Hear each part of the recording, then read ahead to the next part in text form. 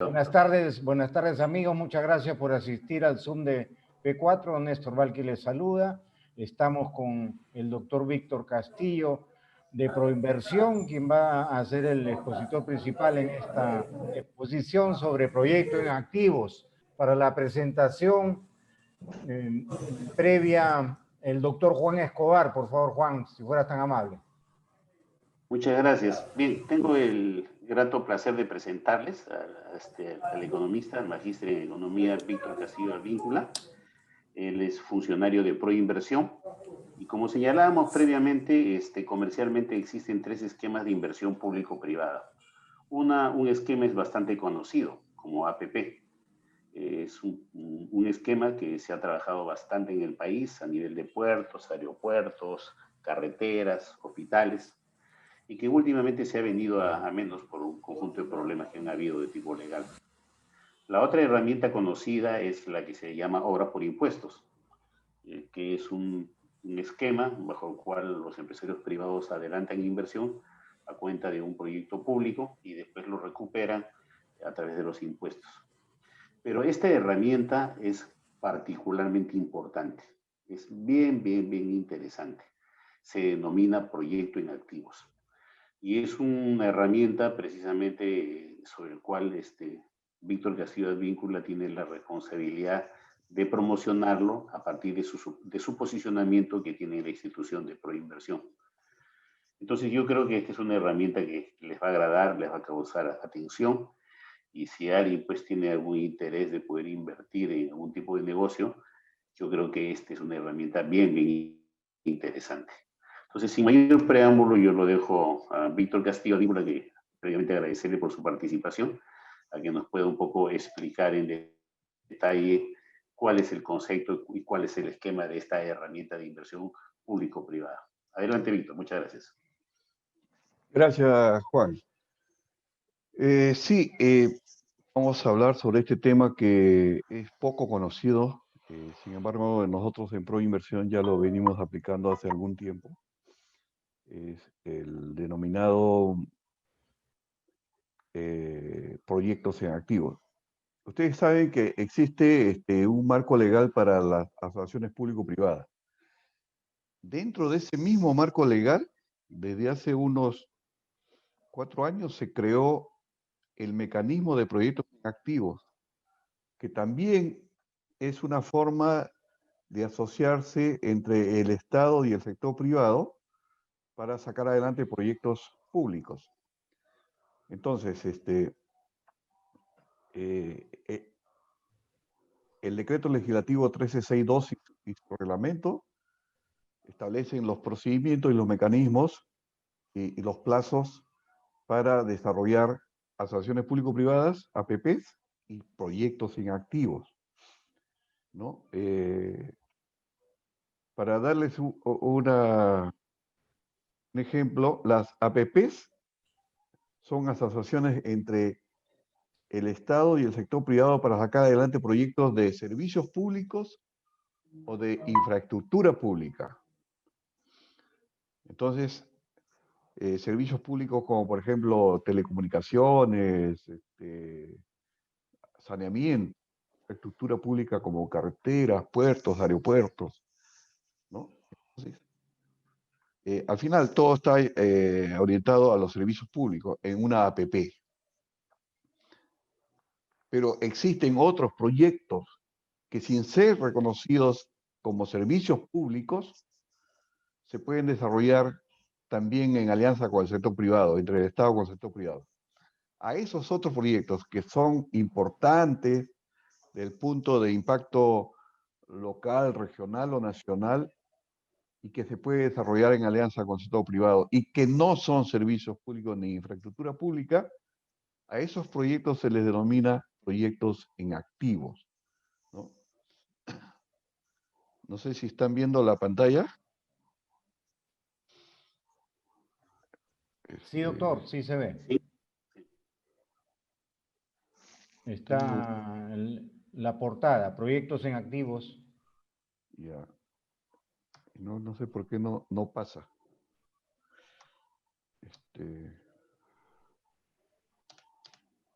Ya, ¿Ya? ya pasó. Ya pasó mucho. Ya. Entonces, ¿qué son los proyectos activos? Son proyectos de inversión mediante los cuales el Estado promueve inversión privada en activos de su titularidad, presentes o futuros. ¿Qué significa esto? Que una empresa privada puede desarrollar un proyecto en un activo que le pertenece al Estado. Ese activo es un terreno, generalmente es un terreno, pero también puede ser una infraestructura ya construida, por ejemplo, si ya está construido un camal, también se puede desarrollar ahí un proyecto en activo, o un edificio, ¿no? O cualquier tipo de infraestructura que el Estado sea titular a través del gobierno regional, municipalidad o ministerio. Ahora, la norma dice titularidad presente o futura. Es decir, por ejemplo, con el gobierno regional de Tacna estamos desarrollando un proyecto en activos para hacer viviendas sociales en un terreno que aún no es del gobierno regional, pero que está en trámite su adjudicación de la SBN al gobierno regional. Entonces, ahí cabe el tema de presente, titularidad presente o titularidad futura, ¿no?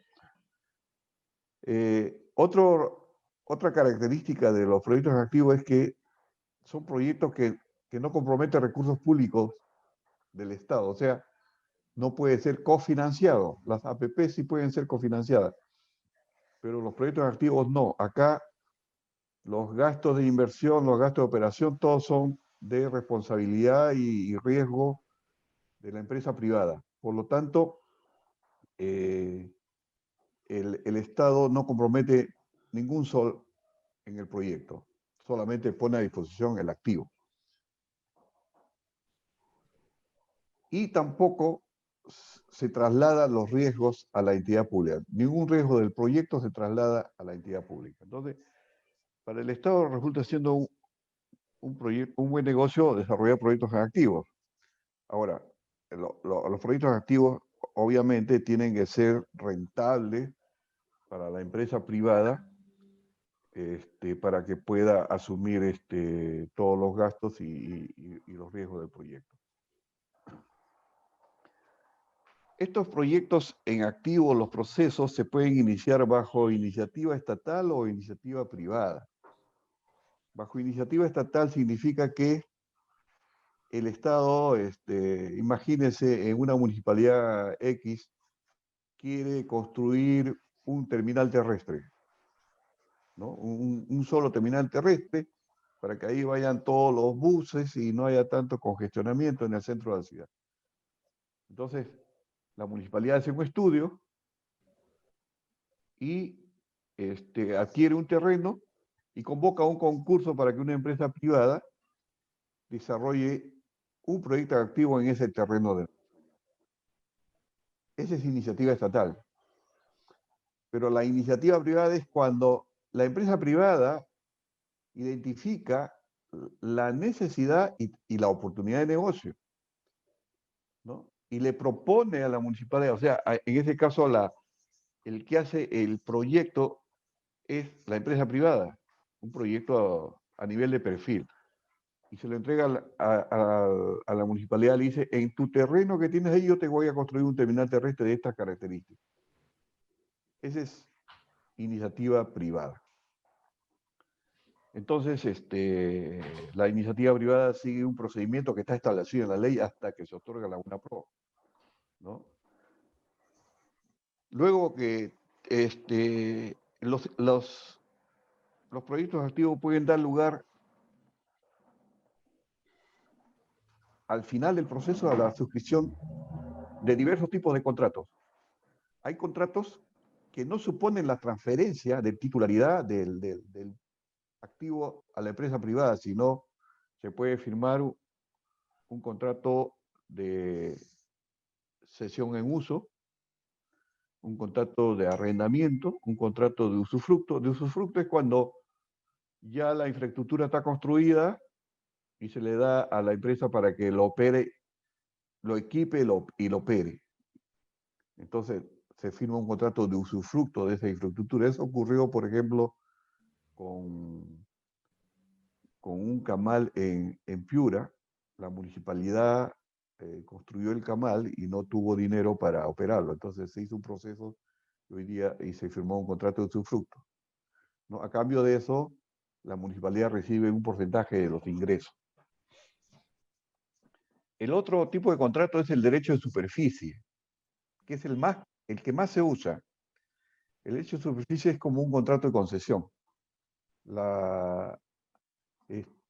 Eso supone que la entidad pública le entrega el derecho de usar un terreno a la empresa privada para que en él construya algo, por ejemplo, un centro comercial.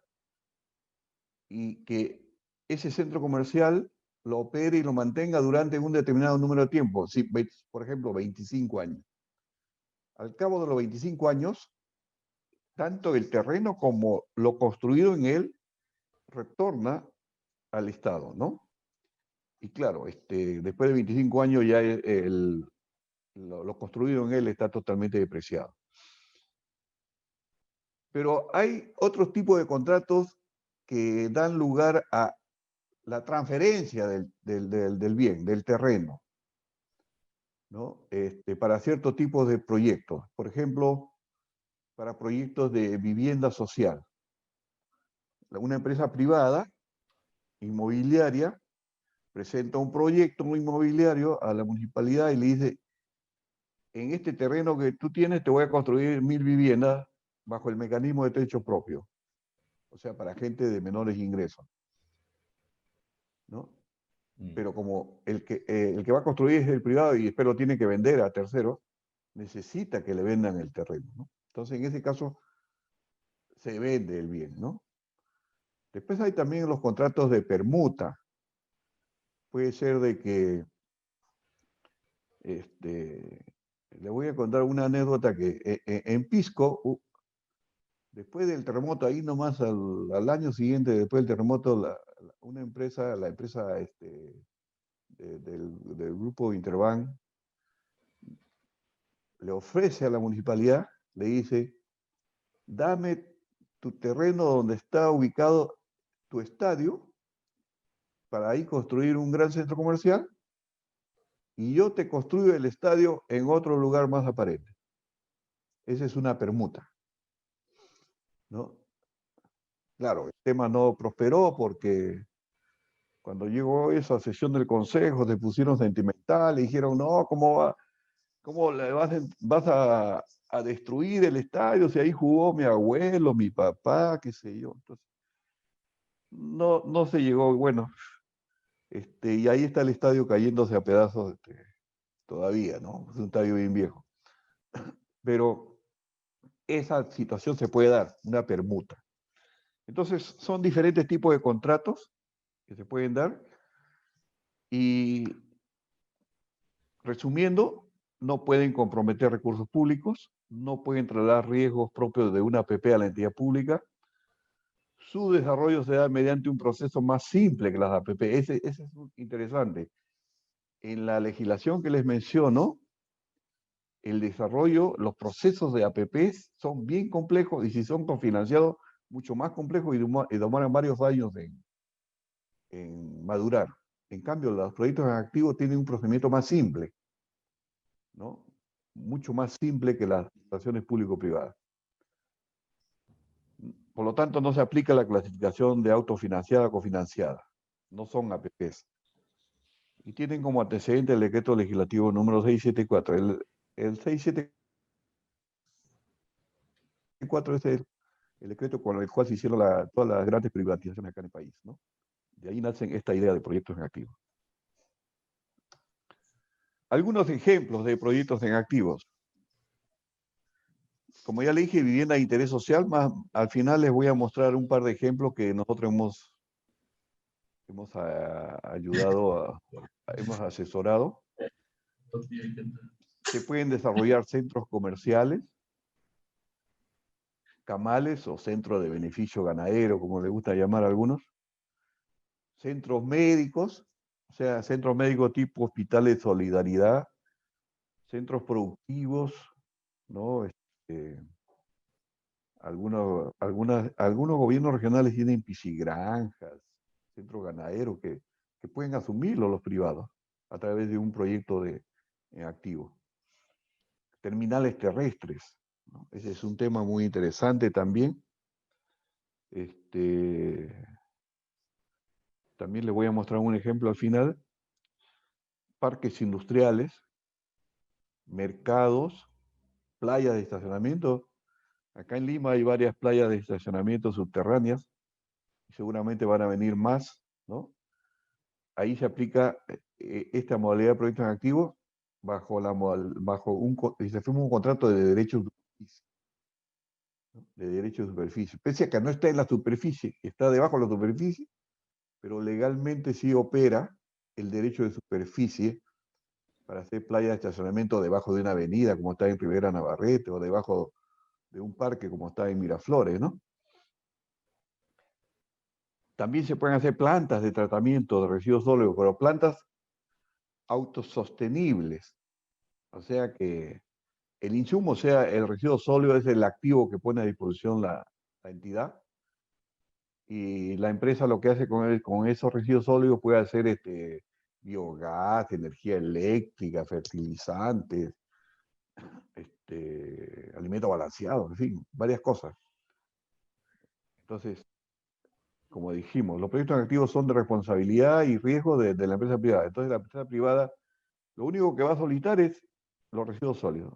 Y ellos ya se encargan de que el proyecto sea rentable. Ahí el privado no puede, la municipalidad no puede usar sus arbitrios para financiar parte de la operación de esta planta. Institutos de educación superior y algún otro. O sea, se necesitan ahí dos cosas. Uno, que el Estado tenga un activo disponible. Y dos, que alguien tenga una idea de qué hacer con ese activo. Una idea que al mismo tiempo que sea rentable para la empresa, tenga también su impacto social, ¿no? No es solamente decir cualquier proyecto, tiene que estar alineado con los objetivos de desarrollo, pues, de la municipalidad o del gobierno regional, ¿no? En Villa El Salvador, no sé si ustedes conocen, hay un centro financiero. Ese es un proyecto en activo, ¿no? Yo participé en la adjudicación de ese terreno, que se ha adjudicado a 20 años, y ya deben ir como 10 ya, o más.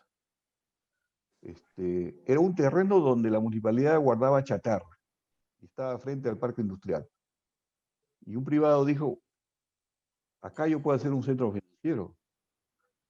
Hizo una iniciativa privada, lo presentó y se adjudicó. Entonces, hoy en día funcionan ahí todos los bancos, las cajas, creo que hasta hay una oficina de la SUNAT, todo lo que signifique mover dinero. Entonces, los pequeños y cientos de empresarios que hay en Villa El Salvador van a un solo sitio a hacer todas sus operaciones. Entonces, un gran impacto social ese centro financiero, y en un terreno que la municipalidad lo usaba para cualquier cosa y que está ubicado estratégicamente frente al parque industrial, ¿no? Cosas así se pueden encontrar en diversas entidades del Estado en el Perú, terrenos sin mayor uso, ¿no? Bueno, la gestión de un proyecto en activo por iniciativa estatal, ¿no? Como ya le decía, se elabora un estudio, el gobierno regional o local elabora un informe, la norma manda que se haga un informe de evaluación donde se analiza todas las características económicas, legales del proyecto. El CEPIP es el Comité de Promoción de la Inversión Privada que la entidad tiene que conformar. Otorga la conformidad, luego se elabora la versión inicial del contrato y luego se pasa ya se convoca el concurso, ¿no? Se convoca el concurso como cualquier concurso y se adjudica la buena pro a la mejor propuesta, ¿no? Este es por iniciativa estatal, ¿no? Como ustedes ven acá, no hay opiniones del MEF, no hay opiniones de la Contraloría, no hay opiniones del regulador ni del ministerio. Todo opera dentro de la institución. Si es un gobierno regional, dentro del gobierno regional. Si es dentro de la municipalidad, dentro de la municipalidad. Por eso que el procedimiento es más simple. En una APP, estas fases se alargan porque opinan medio mundo, ¿no? Y claro, el que da la cara siempre es Proinversión y a Proinversión le achacan que Proinversión es el que se demora, dicen los procesos, ¿no? Lo que pasa es que, por ejemplo, cuando tenemos que convocar a un concurso de una carretera, esa es una APP cofinanciada, nosotros tenemos que pedir opinión en todas las fases al Ministerio de Transporte, al regulador que es Ocitran, al MEF el que va a poner la plata para el cofinanciamiento, a la Contraloría que es el que está mirando ahí a ver si no se escapa algo, si no se inflan los costos, en fin, esas cosas. Entonces, a veces las opiniones son discrepantes y eso nos mete en unos cuellos de botella, en unos embrollos que los procesos se alargan demasiado, ¿no? Entonces, en una iniciativa estatal de un proyecto en activo, eso no pasa. Es muy rápido el procedimiento, ¿no?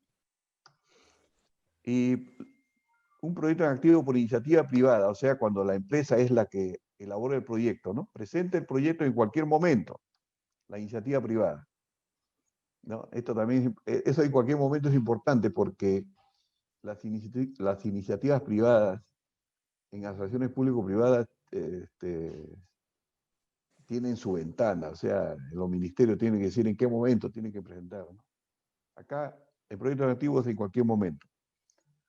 15 días después, o sea, la iniciativa privada es un proyecto a nivel de perfil, ¿no? Que presenta una empresa para lo que ha identificado.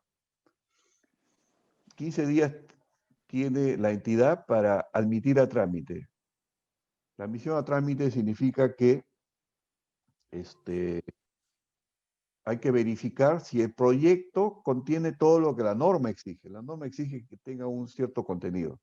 Entonces se tiene que verificar eso. Luego hay 90 días hábiles para que se apruebe la opinión de relevancia. O sea, ahí es donde el Consejo Municipal o Regional tiene que, y en el caso de Proinversión, si se trata de un proyecto nacional, es el Consejo Directivo de Proinversión, que está conformado por 5 ministros. La opinión de relevancia todavía es un análisis más formal que de fondo.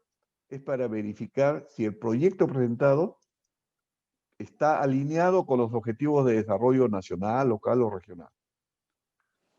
Una vez aprobada la opinión de relevancia, se elabora también el informe de evaluación y acá se pueden hacer ajustes al proyecto, ¿no? En una APP el informe de evaluación va al mes, acá no. Acá lo aprueba el comité, como ya les mencioné anteriormente. Luego también acá se hace la versión inicial del contrato y se elabora un documento que se llama declaratoria de interés. Este documento es como una convocatoria a otros potenciales, porque acá hay una empresa que presenta, que no necesariamente se va a adjudicar el proyecto. Ellos son los que presentan, inician el proceso. En el intermedio se aprueba un documento declaratoria de interés que sirve para convocar a otros inversionistas. Ese documento contiene un resumen del proyecto, los requisitos para nuevos postores,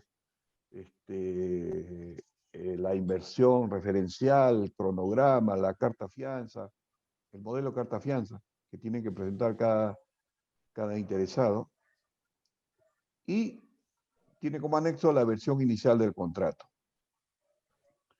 Una vez que se aprueba esto, se publica en el peruano por 2 días, ¿no?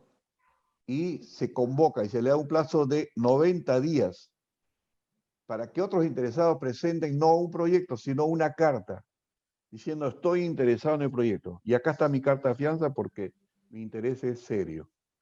Entonces, 90 días se le da plazo. Después de los 90 días puede ocurrir que no exista ningún interesado. Entonces, en el mercado no hay más competencia que el que presentó el proyecto. Si no existiera, entonces se adjudica al que propuso. Recién ahí se adjudica el proyecto al que lo propuso. Pero si existiera uno o más interesados, luego, entonces hay que hacer un proceso de selección, ¿no? En ese proceso de selección hay que aprobar otra vez bases, versión final del contrato. Y es como un concurso más, ¿no? Al final, el proyecto se adjudica a la mejor propuesta. Ahora, como le dije, lo puede ganar un tercero diferente al que lo propuso. Si eso ocurriera, ese tercero diferente le tiene que reconocer todos los gastos que invirtió la empresa que inició el proceso en los estudios, ¿no? Entonces, ahí hay esa condición. Y, bueno, luego se firma el contrato, ¿no? Ese es cómo funciona, en términos muy generales, cómo funciona una iniciativa privada, ¿no? Algunos casos de procesos que hemos estado asesorando, por ejemplo, tenemos las Torres Pacasmayo. Ahí una empresa inmobiliaria presentó una iniciativa privada a la Municipalidad de Pacasmayo para construir 220 viviendas en el marco del proyecto Techo Propio, ¿no? En un área de 10.000 metros cuadrados de propiedad de esta municipalidad, bajo el mecanismo proyecto.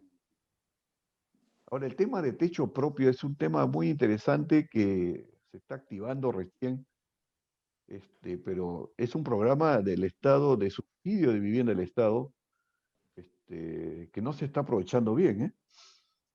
Nosotros hemos aprendido en estos 2 últimos años de cómo funciona este tema, a raíz de que hemos comenzado a promocionar proyectos en activo.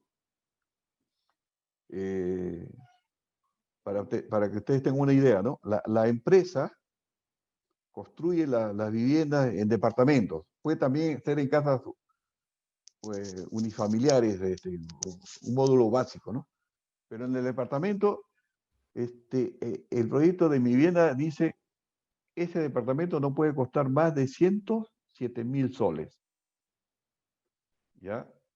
Y yo, Estado, voy a pagar son creo como 8 UITs, 35.000 soles de ese precio. De tal manera que la persona que compra, que es una persona de bajos ingresos, no va a pagar los 107.000, sino va a pagar alrededor de 70.000 soles. En varios años, pagando cuotas de 250, 300 soles. Súper barato, ¿no? Y claro, a estos procesos de compra de viviendas sociales, como son subsidiados por el Estado, también hay otra regla. El ingreso familiar no puede ser mayor de 3.500 soles. O sea, ahí mi amigo Juan no podría apostar a una vivienda de este tipo. Entonces, y las viviendas unipersonales en módulo básico están, creo, alrededor de los 45, 50.000 soles, ¿no? Donde el Estado, en ese caso, creo que pone 18.000 soles de subsidio. Entonces, es un proyecto muy bueno y las empresas le han comenzado a echar ojo a los terrenos de los gobiernos regionales y municipales, que son terrenos que están en buen sitios estratégicos de expansión urbana, ¿no? Y han comenzado a presentar proyectos. Actualmente nosotros hemos ya adjudicado 3 proyectos y estamos asesorando este año 6 proyectos de este tipo en municipalidades y gobiernos regionales para desarrollar proyectos de interés social en viviendas, ¿no? Entonces, el origen acá fue una iniciativa privada, la población del distrito de Pacasmayo es la beneficiaria, la inversión estimada es 24 millones, un dinero que esta municipalidad nunca lo iba a tener para construir ellos mismos la vivienda, ¿no? Entonces, lo que se realiza el proceso es para venderle el terreno a la empresa. Pero esa venta del terreno es con compromiso de inversión. Es decir, hay una cláusula en el contrato donde dice, yo te vendo el terreno a este precio con el compromiso que hagas las 200 viviendas dentro del marco de techo propio en 2 años. Si no lo haces, entonces me devuelves el terreno. Esa cláusula de salvaguarda está en este tipo de contratos, ¿no? De tal manera que no puede haber posibilidad de engaño como ha ocurrido anteriormente, en que viene un privado, le compra y dice voy a construir vivienda social y nunca la construye porque no hubo una cláusula de salvaguarda, ¿no? Pero, y claro, para la empresa resulta siendo un buen negocio porque reciben el subsidio que da el Estado lo recibe la empresa como financiamiento como parte del financiamiento de la ejecución del proyecto, ¿no? Entonces, por eso es un buen negocio, el costo financiero de la empresa se reduce notablemente con ese subsidio, ¿no? En este caso, esa foto es más o menos cómo van a quedar las viviendas que ya creo ya empezaron su construcción. Tenemos otro caso similar en Chepén, ¿no? Es muy parecido. Aquí fue un terreno de 10 hectáreas, más viviendas, ¿no? 804 viviendas, la inversión alrededor de 25 millones de soles.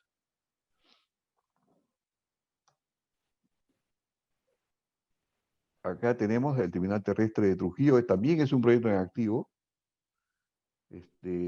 Aun cuando este terminal terrestre de Trujillo se adjudicó cuando no existía la modalidad de proyecto en activo, ¿no? Por eso ahí se firmó un contrato de concesión. Pero hoy en día todos los terminales terrestres son proyectos en activos, ¿no? Ahí hubo un terreno de 100.000 metros cuadrados que tenía algunas construcciones hechas, ¿no? Tenía una losa, en fin. En aquel tiempo el embarque y desembarque pasajero era más o menos 33.000 pasajeros diarios. Hoy día debe haber subido a 40. El origen fue por iniciativa privada. La población la inversión estimada fue de 13.500.000, ¿no? El estado actual está en ejecución contractual, ¿no? O sea, así como este terminal se pueden hacer otros. Hay uno en Huancayo también que se hizo bajo la modalidad de concesión anteriormente, ¿no? Los terminales terrestres son proyectos muy rentables también, ¿no? Porque la empresa privada recibe un terreno de la municipalidad en derecho de superficie y digamos, por 25 años. Entonces construye el terminal y lo opera. ¿Y cómo recupera y hace su rentabilidad en la empresa? Cobra una tasa de embarque de pasajeros que puede estar alrededor de $1.50, $2 por pasajero. Cobra una tarifa por uso de la rampa a los buses, 20, 30 soles por bus. Cobra por cada tienda de alquiler, por alquiler a cada tienda que está dentro del terminal, ¿no? Ustedes saben, los cafetines, los restaurantes, las tiendas de souvenirs, etcétera, ¿no? También cobran en algunos sitios, y yo estoy en contra de eso, pero también cobran por el uso de los baños. En fin, hoy en el mundo está ahora de moda los terminales terrestres con un centro comercial al costado, ¿no? Uno pequeño tenemos acá en Wong, ahí a la salida al norte de Lima, ¿no? Pero ese es privado, ahí no hubo terreno municipal. Entonces, eso son negocios muy rentables, ¿no? Para una empresa privada. Bueno, eso era en términos generales todo el tema de proyectos activos que yo quería explicarles, exponerles, y si tuvieran preguntas, con mucho gusto. Muchas gracias, doctor. Si hubieran alguna pregunta, Alfredo Delgado, creo. ¿Ya tengo audio? Sí, Alfredo, adelante. Doctor Castillo, lo felicito, muy interesante el tema. Muy interesante, realmente un tema que yo desconocía. Pensé que todo era APPs. Sí. Una pregunta muy puntual, señor Castillo. ¿Hay algún monto mínimo o montos máximos? ¿Alguna franja de valores para estos proyectos? No hay valores mínimos ni máximos, pero claro, si habláramos de un proyecto de activo de, no sé, pues de 50.000 soles, no vale la pena tanto esfuerzo para un proyecto de 50.000 soles, ¿no? Entonces, pero no hay, ¿no? En Chiclayo estuvimos asesorando un proyecto que al final no prosperó, que era alrededor de 300.000, 400.000 soles, de un proyecto para construir ¿cómo le llaman? El centro donde van los carros a los que... ¿Mercado Central? No, donde van los vehículos, los encierran los vehículos de infractores. Depósito. Sí, un depósito municipal, ¿no es cierto? Ujú. Entonces la empresa decía, yo construyo el depósito y de las multas me cobro una parte para recuperar mi inversión. Pero hubo un problema ahí que no se llegó a concretar. Pero ese proyecto era solamente de 300.000, 400.000 soles. Algo aceptable. Y las competencias para la adjudicación, señor Castillo, son dependiendo del titular del activo. Así es, claro. Solamente eso. Hemos tenido una discusión de eso, por ejemplo, en la legislación de la Ley Orgánica de Gobiernos Regionales y Municipales, se establece que la municipalidad puede construir viviendas, pero el gobierno regional no. Entonces el gobierno regional puede tener un terreno, pues no puede construir, pero en este caso no es que el gobierno regional iba a construir, sino lo que iba a hacer es vender un terreno para que un privado construya. Entonces, esa discusión la tuvimos y la aclaramos, y entonces el gobierno regional, en su norma, sí puede promover viviendas sociales, pero no puede construir. Entonces, esto es una promoción de viviendas sociales, ¿no? Entonces, depende, pues, sí, depende de la competencia de la entidad dueña del activo, ¿no? Gracias. Gracias, señor Castillo. Bien. Gracias, maestro. Axel, ¿vas a preguntar? ¿Tienes audio, Axel? No, muy interesante la exposición. Yo tampoco conocí esta herramienta con Víctor. Sí, no, creo que ha estado muy clara la descripción de todas las responsabilidades, obligaciones y procedimientos de este método. Sí, muchas gracias. No tengo ninguna pregunta. Gracias. Kuno, tal vez. Sí, buenas tardes. ¿Me escuchan?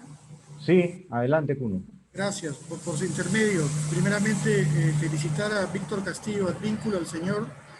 Realmente muy interesante su charla y su cátedra.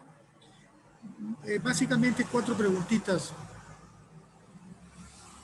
Estos bienes del Estado, estos terrenos, y van en relación al terreno, la propiedad del terreno, que son los bienes del Estado, estos que son activos, son estos terrenos que no usa el Estado, ¿correcto?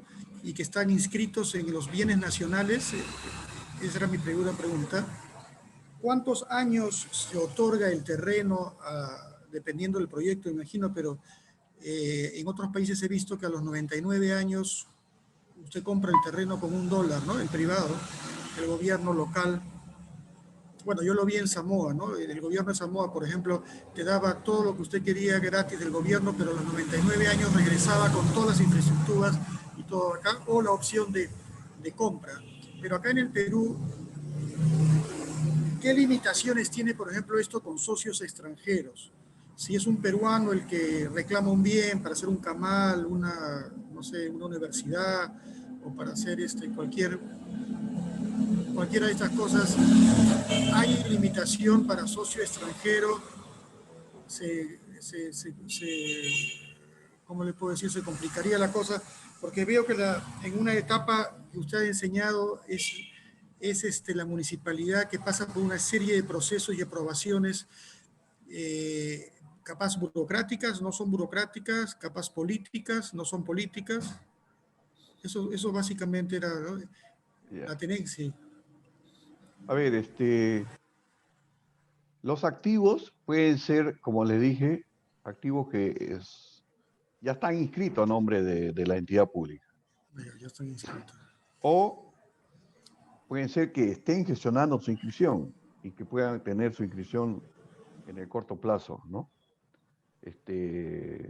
Como nos está ocurriendo con un gobierno regional en el sur, que quiere desarrollar un programa de vivienda social en un terreno que todavía no lo tiene a su nombre, pero está en gestión en la Superintendencia de Bienes Nacionales, ¿no? Entonces, eso es, sí, puede ser o no. Sobre la empresa extranjera no hay limitaciones. Las únicas limitaciones es la que tiene toda empresa extranjera. Acá en el Perú,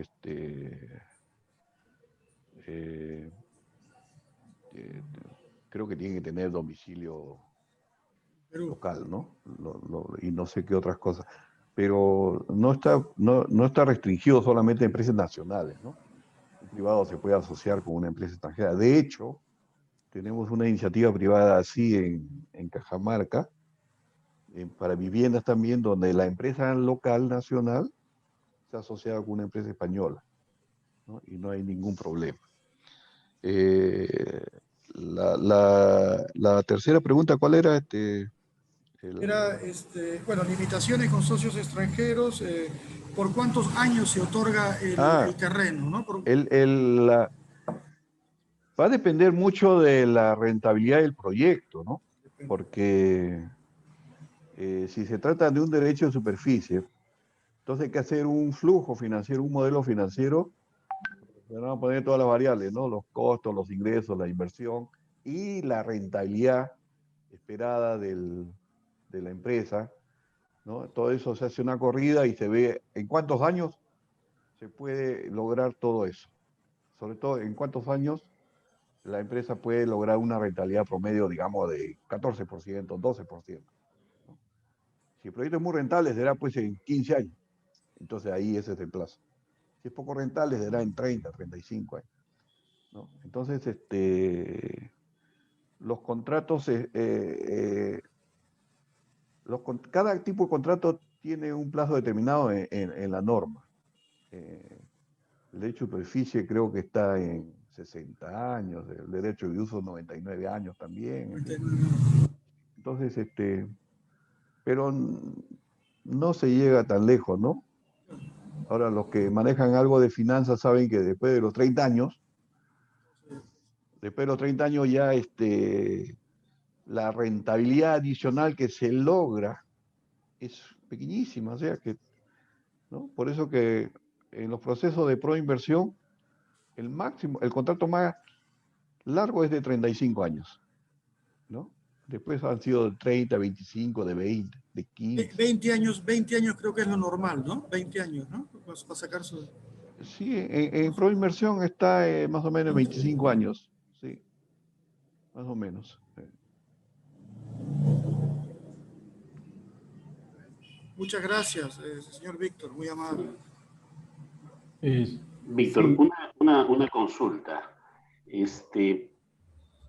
En nuestra experiencia notamos de que tanto municipios, gobiernos regionales y ministerios y organismos descentralizados tienen un conjunto de activos que son subutilizados o no son utilizados. De repente, pues, una institución emblemática es la beneficencia, ¿no? Yo he visto en el periódico que la beneficencia de Lima dice que tener casi 6.000 activos, ¿no?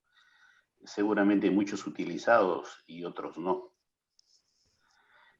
También la Superintendencia de Bienes Nacionales debe de tener. ¿La Superintendencia de Bienes Nacionales, primera pregunta, califica para estos procesos o no? Una segunda pregunta. cuando uno quiere generar, digamos, una iniciativa privada, por ejemplo, ¿no? Yo tengo una empresa y soy consultora. Y pues me interesa un activo que tiene una municipalidad y yo quiero poner ahí un mini market. Es mi riesgo, es mi propuesta. ¿Hay algún tipo de limitación? Porque mi naturaleza empresarial no es el comercio, no es esta línea. En la calificación final o todo depende de mi propuesta económica y mi marco de garantía, ¿no? Y la tercera consulta es, yo he escuchado de que existen varios proyectos de APP, que también, perdón, en proyectos activos, por ejemplo, de desarrollo tecnológico, y que podrían calzar dentro de este esquema, ¿no? O sea, ver los activos de la red dorsal, de servicios de Internet, también como posibilidades de poder ser convertidos en proyectos en activos y darle servicios a la comunidad. No sé si sobre estos tres temas me podrías dar una apreciación, Víctor, por favor. Ya, la Superintendencia de Bienes Nacionales, en teoría, podría desarrollar un proceso, porque lo que la norma dice es que pueden desarrollar procesos los gobiernos regionales, los gobiernos locales, los ministerios, los ministerios, por intermedio de Proinversión, ¿no? Y cualquier otra entidad autorizada por ley a disponer de sus activos. Ya, pero ese no es el único requisito, ¿no? Porque la Superintendencia de Bienes Nacionales, su negocio es administrar los terrenos del Estado. Entonces,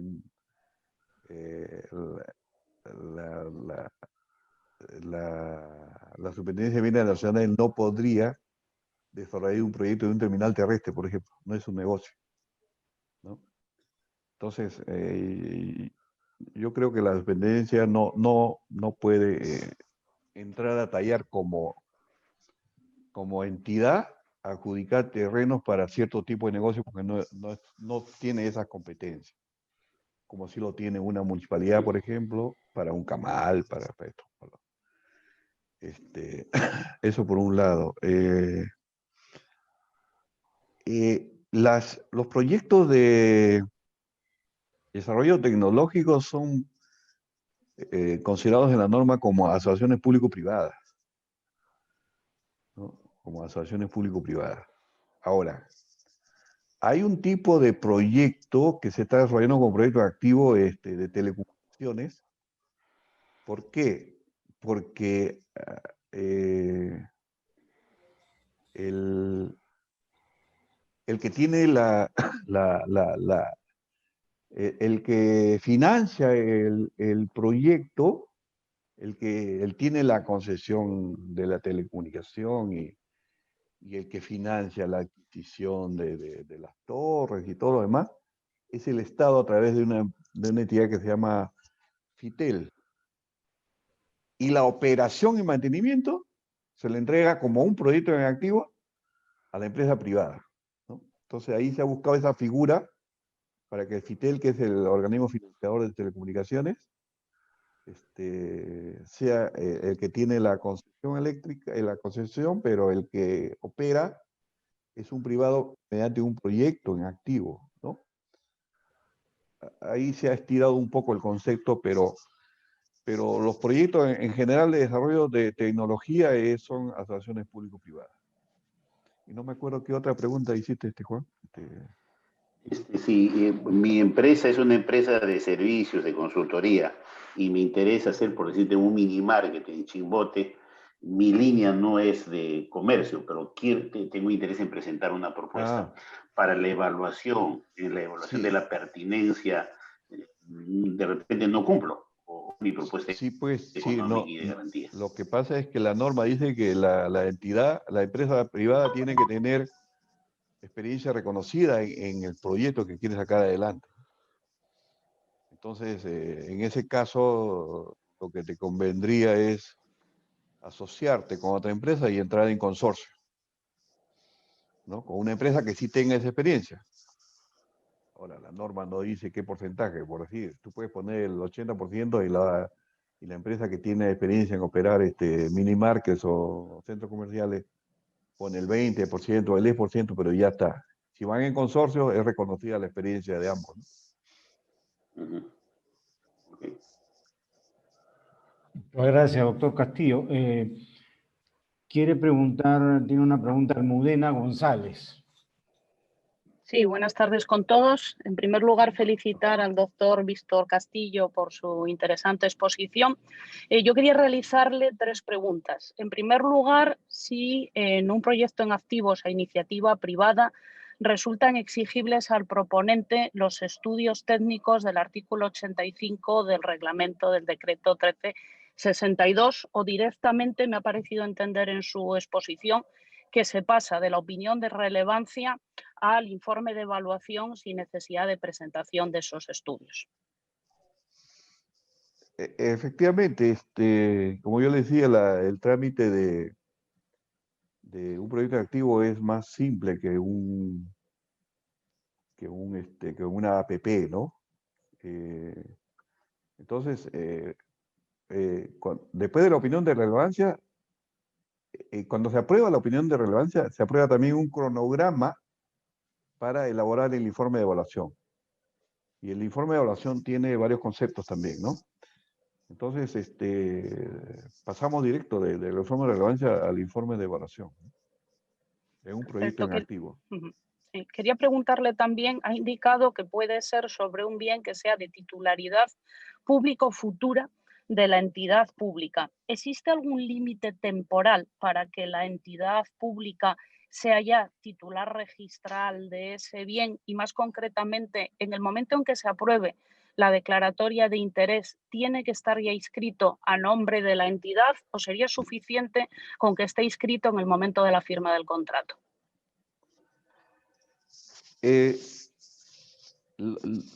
La norma no dice cuándo, ¿no?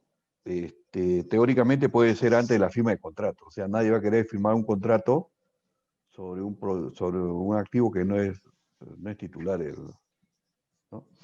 Ahora, nosotros recomendamos que sea antes de la declaratoria de interés. O sea, con la declaratoria de interés, porque con la declaratoria de interés tú ya sales al mercado. Entonces, tienes que salir con parámetros ya verdaderos, ¿no? No se puede decir, el gobierno regional tiene un terreno cuando todavía no lo tiene, ¿no? Ahora, excepcionalmente, depende de la naturaleza del proyecto también, ¿no? Excepcionalmente se puede tratar de una probable expropiación para una expansión en el futuro. O sea, hoy día te entrego el proyecto en activo para este terreno, pero cuando crezca, yo voy a expropiar o comprar este terreno y te lo voy a dar también. Entonces, también puede caber una posibilidad, y depende pero no creo que se llegue a eso, pero también está en la posibilidad. Pero yo digo, legalmente se podría esperar hasta antes de la firma de contrato, pero recomendable es que sea en la declaratoria de interés. La norma no dice nada al respecto, ¿no? Perfecto. Y mi tercera consulta es relativa a las garantías. La garantía que se le exige lo que nos ha indicado anteriormente, a los terceros que presentan sus expresiones de interés para tener la suficiente garantía de la seriedad, ¿tiene que ser exigida en el mismo monto al proponente de la iniciativa o puede haber divergencias entre las garantías que se le exigen al proponente y a los terceros interesados? No, es la misma, y la garantía tiene que presentarla también inmediatamente después de aprobar la declaratoria de interés, ¿no? La carta fianza, ¿no? Perfecto. Normalmente esa garantía está más o menos entre 1 a 2% de la inversión, ¿no? Perfecto, pues esas serían mis 3 preguntas. Muchas gracias por sus aclaraciones. Muy bien. Muchas gracias. Kurt, tal vez tienes una interrogante.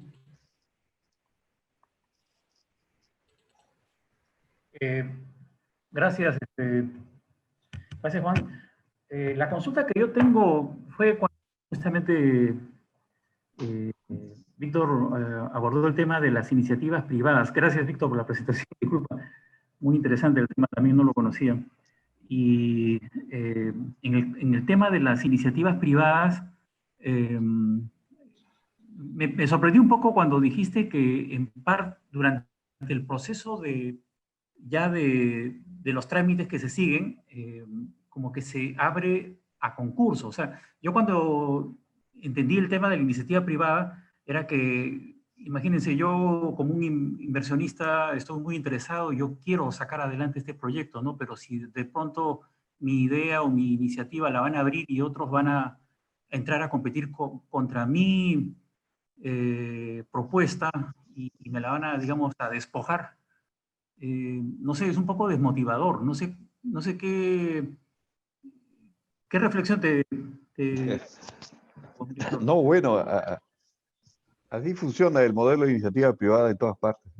O sea, hay alguien que lo inicia, pero el que inicia tiene ventaja, ¿no? Porque en el desarrollo del proceso, si se llega a un concurso, lo que se va a concursar es el proyecto del que inicia. Entonces, por eso el que inicia tiene que saber guardarse algunas cartas posiblemente para competir, ¿no? Y además, durante el concurso, la última carta que el Estado le permite es que si hubiera un concurso, ¿no? Después de los 90 días, si quedara el proponente, quedara segundo, tercer lugar, tiene derecho a empatarle al que quedó primero. O sea, le dice, yo te empato. Y en ese mismo acto van a un desempate a sobres cerrados, ¿no? Que generalmente es por la propuesta económica, ¿no? Supongamos que sea por quién le da la mayor retribución a la municipalidad, al gobierno regional por el terreno, o sea, el porcentaje de los ingresos, que puede estar entre 5 a 10%, ¿no? Entonces, el que da más, ese se la lleva. Al final de cuentas, la competencia es en favor del Estado, ¿no? Si es que hubiera. Pero muy pocos casos han ocurrido donde el que presentó la iniciativa privada no la gane finalmente. Pero eso, como digo, es un modelo que se aplica en todas partes, ¿no? En todos los países. ¿Habría la posibilidad de que se le compense de alguna manera a la persona que presentó, digamos, si resulta perdedor? Sí, claro, es lo que yo dije. La compensación es en reconocer todos los gastos que hizo la empresa en el estudio y las ampliaciones y las modificaciones que eventualmente le pidan que hagan, ¿no? Y esos gastos los tiene que presentar como declaración jurada al inicio en su proyecto. Yo he gastado en la formulación de este proyecto $100,000, ya. Entonces, si al final lo pierde, ahí tiene que sustentar, decir, ¿sabe qué? Acá está toda mi factura para que me pague, ¿no? Si hay esa posibilidad. Ok, muchas gracias. Sí, Isaac Girón. Gracias, Néstor. Muchas gracias, doctor Víctor Castillo. Muchas gracias por su exposición. Quería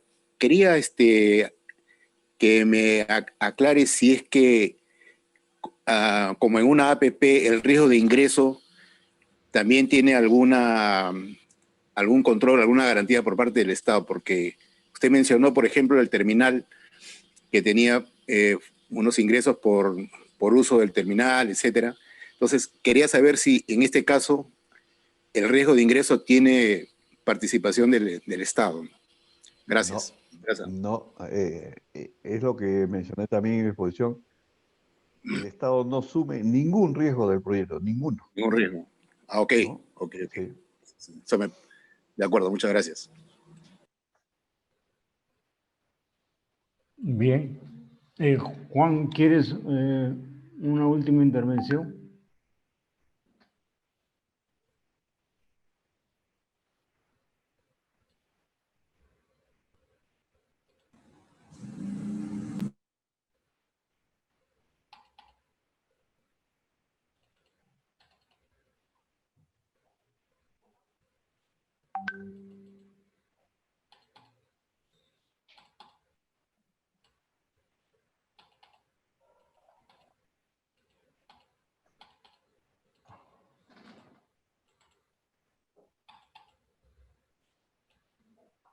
Aló. Ahí, Juan. Sí. No, gracias. Gracias. Yo creo que la exposición de Víctor ha sido bastante pedagógica, bastante clara. Sin embargo, yo creo que esta herramienta abre un conjunto de posibilidades para trabajar, para desarrollar empresas. Hay pequeñas, medianas y grandes posibilidades, desde piscinas que he visto que aplican hasta proyectos mineros grandes. Creo que el proyecto Michiquillay también fue asignado bajo la modalidad de proyecto en activos. Yo creo que una tarea es buscar qué activos podrían ser sujetos a desarrollar iniciativa empresarial, ¿no? Ayer estuve conversando con la Universidad Agraria. La Universidad Agraria está poniendo en oferta un terreno de 10.000 metros cuadrados en la Plaza Bolognesi y otro de 5.000 metros también en el sitio adyacente, ¿no? La Universidad de Huamanga tiene un fondo de 8.000 hectáreas agrícolas, 8.000 hectáreas que también tienen interés en trabajarlo porque ellos dicen todos los años invertimos y perdemos dinero, ¿no? Guayapampa. Entonces en el sector agrario, en el sector... Alpachaca. En el sector agrario, sí, en el sector agrario hay miles de terrenos. El Ministerio de Agricultura propio, solamente en terrenos seriazos, tiene más de 2 millones de hectáreas. Y los gobiernos regionales tienen otros tantos, ¿no? Es cuestión de saber buscar, de saber diagnosticar, y yo creo que esta es una herramienta bien interesante para iniciar la empresa. No, solamente muchas gracias y muy satisfecho con la presentación de Víctor, ¿no? Entonces, muchas gracias, doctor Víctor, por su participación, y le agradecemos mucho pues que haya compartido todas sus ideas e iniciativas para con este proyecto, pues que, como dice Juan, tiene mucho por venir para nuestro país, ¿no? Muchas gracias, doctor. Ok, listo. Gracias a ustedes. Muchas gracias. Será para otra oportunidad. Muchas gracias. Hasta luego. Hasta luego. Chao, Víctor, gracias. Chao, Juan. Chao, Víctor, saludos, gracias. Estamos contentos. Gracias. Hasta luego. Chao, chao. Néstor, gracias por la organización. Gracias a ustedes por participar. Ahí está Malco, ¿no? Hola. Alex Guter.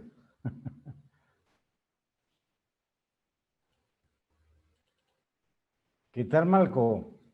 A los años. Está sobreviviendo. Muy bueno, muy bueno.